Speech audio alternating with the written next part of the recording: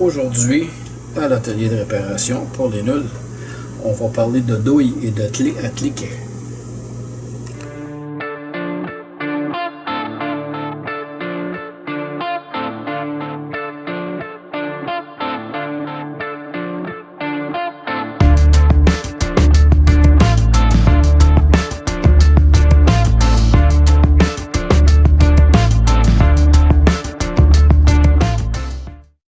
Bienvenue chers internautes à l'atelier.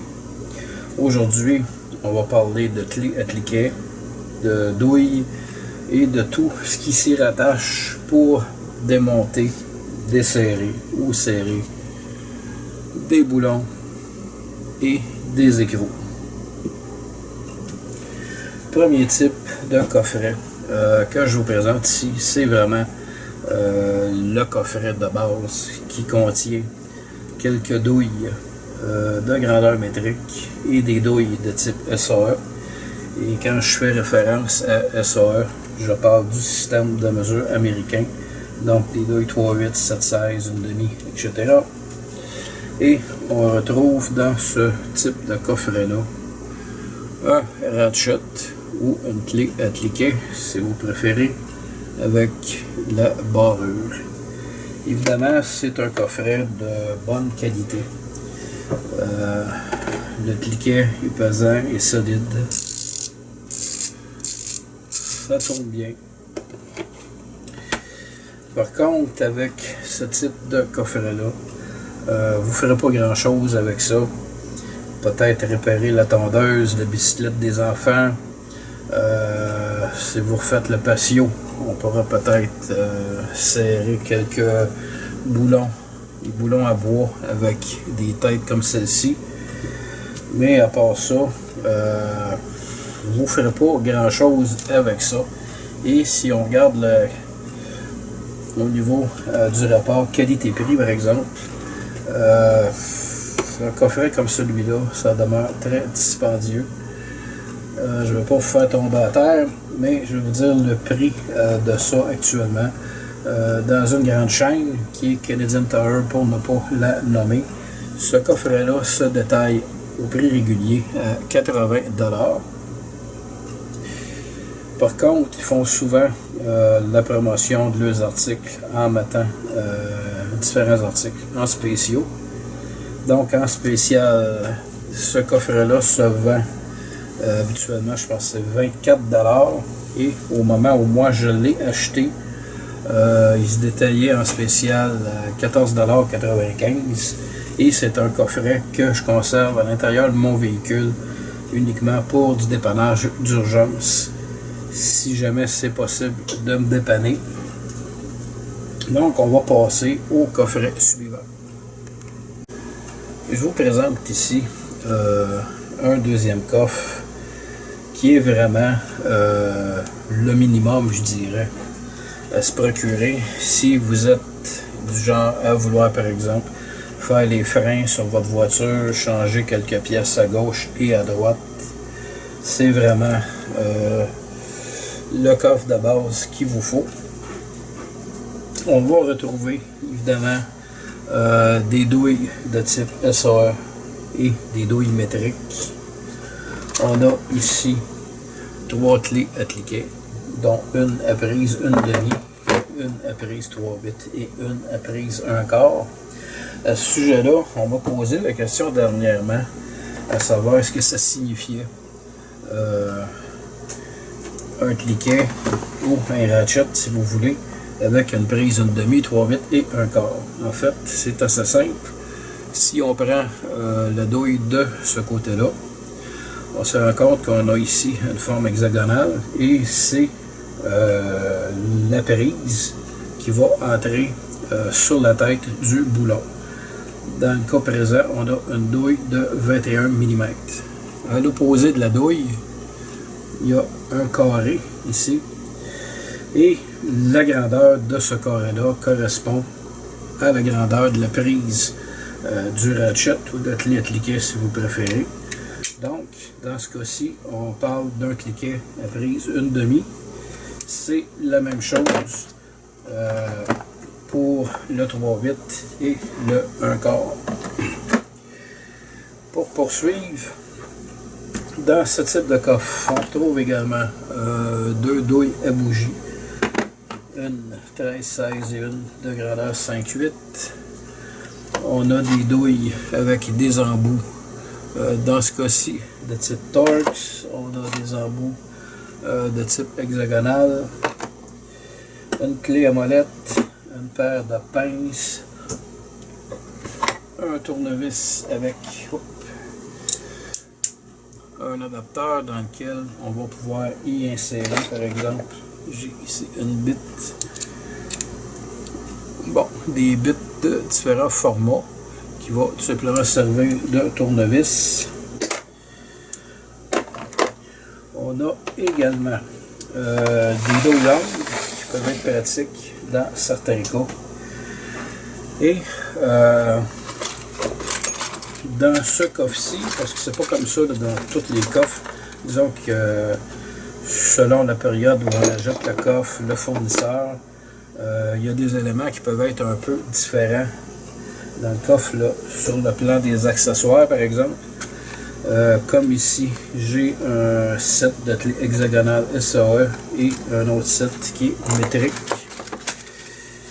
J'ai rajouté 3 ou 4 rallonges avec le temps dans ce coffre-là avant de me procurer d'autres types de rallonges que je vais vous montrer tantôt.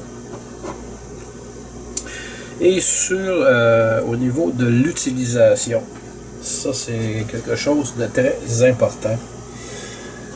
Évidemment, on va comprendre que ce type d'outil-là, c'est fait pour forcer, mais il y a une limite. Si vous avez un boulon qui est pris dans la rouille et qui est excessivement difficile à défaire, vous forcez, vous n'en venez pas à bout. Il y a d'autres solutions qui s'offrent à vous pour tenter de défaire votre boulon. J'ai souvent vu des gens entrer un bout de tuyau dans le manche du ratchet et de forcer avec le bout de tuyau parce qu'évidemment ça donne une plus grande force au niveau de l'outil, mais vous risquez tout simplement de le briser. Ça, je vais vous donner un exemple dans quelques instants. Pour terminer sur cette ligne-là, vous direz qu'au moment où vraiment vous avez de la difficulté à desserrer votre boulon, à ce moment-là, on enlève la douille et on va venir l'introduire dans cet outil-là, qui est ce qu'on appelle la barre de force. Pourquoi on appelle ça une barre de force? Tout simplement parce que le système de cliquet a été retiré, de sorte qu'on peut vraiment, mais vraiment forcer avec ce type d'outil-là. C'est conçu pour ça. Donc, il faut comprendre que le système à cliquet a ses limites. Et évidemment, si vous persistez trop, vous mettez une pression indue sur le cliquet, ça va finir par briser. Pour compléter avec ma portion sécurité, je vais vous montrer un exemple d'un ratchet qui a été brisé parce qu'on a trop forcé avec celui-ci. Je vais enlever la portion cliquet et on le voit bien à la caméra. On remarque la fissure qui est là. Ce qui s'est produit, c'est dans une compagnie, un mécanicien ayant 20 années d'expérience a tenté de faire un boulon qui ne voulait pas évidemment desserrer. Il a introduit son bout de tuyau à l'extérieur de son ratchet et a forcé.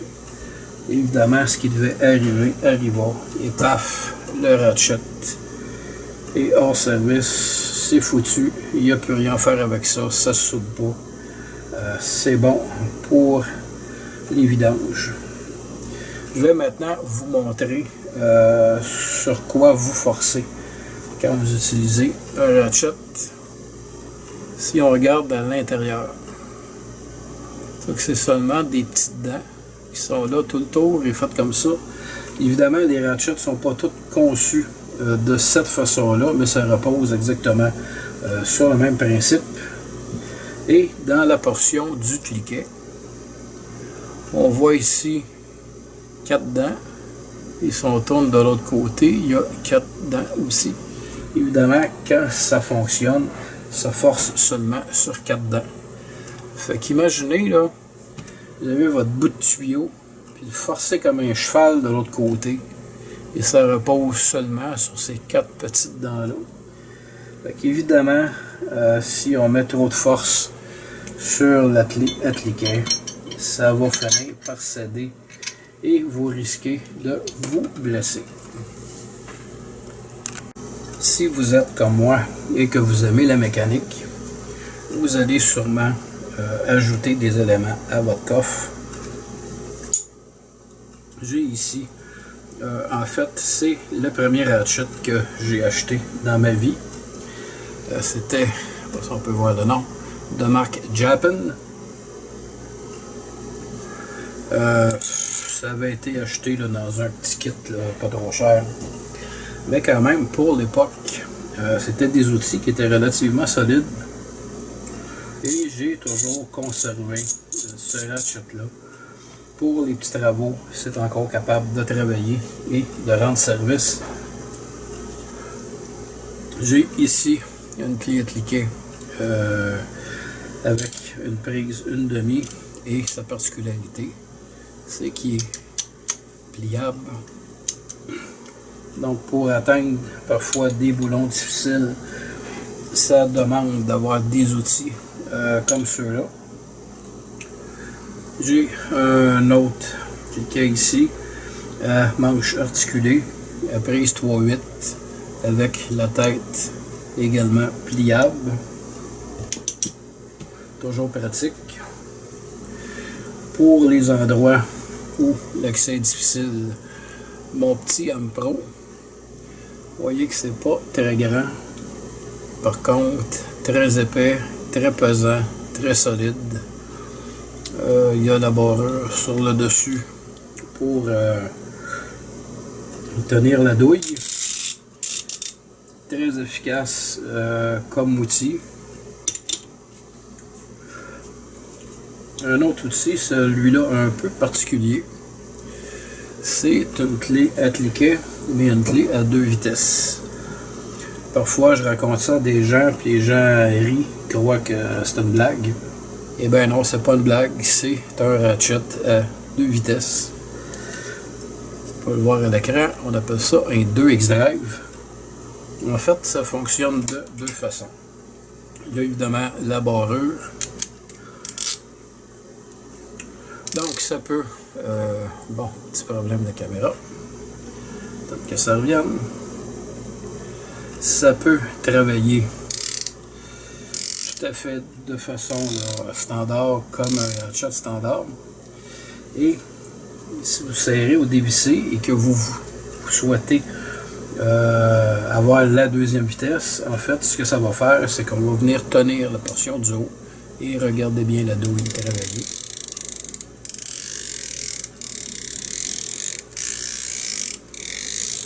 Lorsqu'on revient dans le cliquet, la douille, même si elle va tourner moins vite, va continuer de tourner, ce qui va permettre de sauver, en parenthèse, un peu de temps.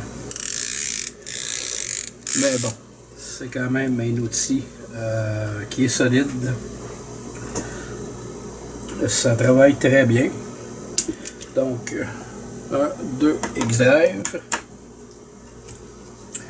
Un outil un peu particulier ici, qui est le ratchet à manche articulée. Donc c'est un ratchet à prise 3/8 avec la barrure. C'est pliable et conçu pour recevoir ce qu'on appelle un bon couple de force. Donc je peux l'ouvrir au maximum et forcer beaucoup avec ce cliquet-là, mais c'est conçu pour ça. Donc les pièces à l'intérieur sont beaucoup plus résistantes et à ce moment-là, il n'y a pas de danger de briser le cliquet. Sauf, comme je l'ai expliqué tantôt, lorsqu'on utilise ces outils-là, il faut se servir de sa tête et de comprendre qu'à un moment donné, il y a une limite. Donc évidemment, on ne rajoute pas un bout de tuyau là-dessus, ça c'est sûr que ça va passer. Et j'ai un ratchet un peu particulier ici. Ratchet fait maison. En fait, c'est un ratchet qui a été brisé, que j'ai récupéré et que j'ai grossièrement soudé. Petit coup de grinder. Je n'avais pas besoin d'un outil que j'allais exposer au musée. Donc la finition est un peu rough, mais ça fonctionne très bien. Donc on peut insérer la douille dans la prise et celui-ci est vraiment conçu pour être utilisé comme une barre de force. Les soudures sont bonnes, ça a été testé. Donc face à, si je suis pris par exemple, face à un boulon là, qui est dur à défaire, je vais tout simplement changer le cliquet et y aller avec celui-là si j'ai pas de barre de force disponible. Autre élément auquel il faut faire attention, ce type d'outil-là est généralement vendu comme étant une barre de force et ce n'en est pas une. C'est le même principe que la barre de force que je vous ai montré tantôt, mais le petit problème, c'est que sur cette barre-là, il y a un système de cliquet. Donc, en certaines circonstances, j'aime bien travailler avec cet outil-là, mais pas comme barre de force, parce qu'il y a toujours le risque de briser le cliquet et de me blesser. Je vais maintenant vous montrer des rallonges un peu particulières. J'en ai 2 kits et par la suite, je vais vous montrer des douilles spécialisées qui sont conçues pour effectuer un travail autre que la prise de boulon irrégulier. Donc, je vais chercher mes trucs et je reviens. J'ai ici 2 kits de rallonges et ce sont des rallonges un peu particulières. Dans le cas de celle-ci, par exemple, qui est une rallonge prise 3/8, on va remarquer ici que le bout de la rallonge est un peu recourbé. Donc il y a un angle dedans.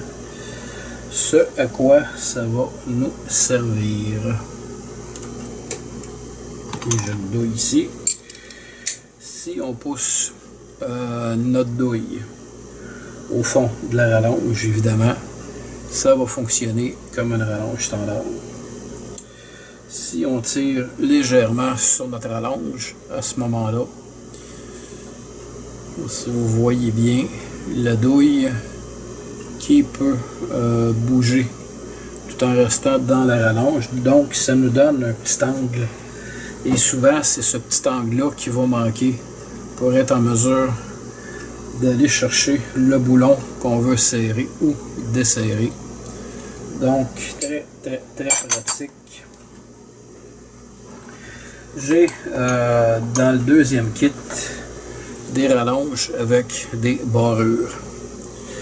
C'est pas rare qu'on va travailler avec une rallonge et par exemple en étant sous le véhicule, en tentant de joindre un boulon qui est sur le bloc moteur, on vient pour retirer la rallonge et la douille va tout simplement rester pris à l'endroit où on travaillait. Donc ce type de rallonge là, on vient tout simplement retirer la portion plastique vers l'arrière. On introduit notre douille et à ce moment-là, la douille est barrée à l'intérieur. Donc pour retirer la douille, il faut absolument venir appuyer, venir serrer si vous voulez la pièce qui est ici de façon à libérer notre douille. Évidemment, on va peut-être vouloir rajouter d'autres éléments à notre coffre. C'est des éléments par exemple, que j'ai rajouté au fil du temps. Ici, on a des douilles de type Torx, mais des douilles spécialisées. On voit ici que c'est toutes des douilles avec des trous. Pourquoi? Parce que il y a des entreprises qui vont installer des boulons de type Torx, mais avec ce qu'on peut appeler là, une pin dans le milieu, pour rendre son desserrage là, très difficile, sinon impossible, à moins de posséder ce type d'outil-là.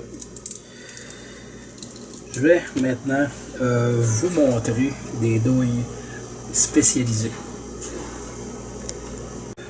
On a ici des douilles particulières qui sont des douilles extractrices, donc conçues pour retirer un boulon qui a été par exemple arrondi et qui est excessivement difficile, sinon impossible à enlever.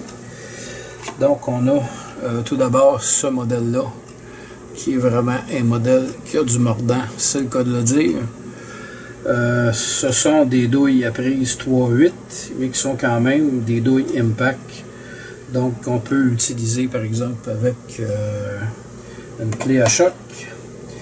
Dans le cas de celle-ci, ce ne sont pas des douilles à choc. Évidemment, l'intérieur de la douille est fait de façon différente. Et lorsqu'on les regarde, on dirait que c'est pratiquement un jouet. Mais je peux vous assurer que ça fonctionne très bien. Et j'ai été dans la circonstance un jour où je voulais changer moi-même les roues de mon véhicule. Et dans les années précédentes, je me rendais dans un garage pour faire le travail. Et à force d'utiliser la clé à choc, j'ai eu un écrou qui était complètement mangé. Donc, impossible avec une douille standard de le retirer.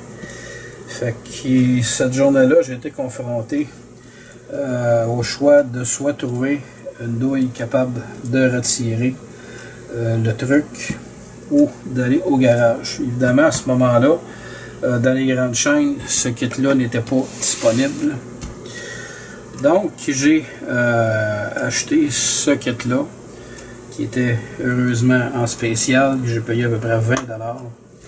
Et avec une barre de force de 24 pouces et un adapteur, du premier coup, j'ai réussi à retirer mon écrou. Par la suite, je les ai essayés dans différentes situations et ça a toujours bien fait le travail. J'ai aucune douille jusqu'à maintenant qui a brisé. Donc, c'est à recommander. C'est la marque de ça, c'est Grip Tight. Je sais qu'également, ils fabriquent, je crois, des clés aussi. Mais c'est quand même des bons produits. Ceci conclut pour aujourd'hui ma vidéo. Évidemment, je ferai une autre vidéo sur les douilles Impact. Je commence à se faire tard et lorsque je commence à être fatigué, je commence à perdre la voix. Donc, je vais terminer ici en espérant que vous avez aimé cette vidéo. Je vous invite à cliquer sur le petit pouce bleu en bas de la vidéo et à me revenir pour une autre vidéo.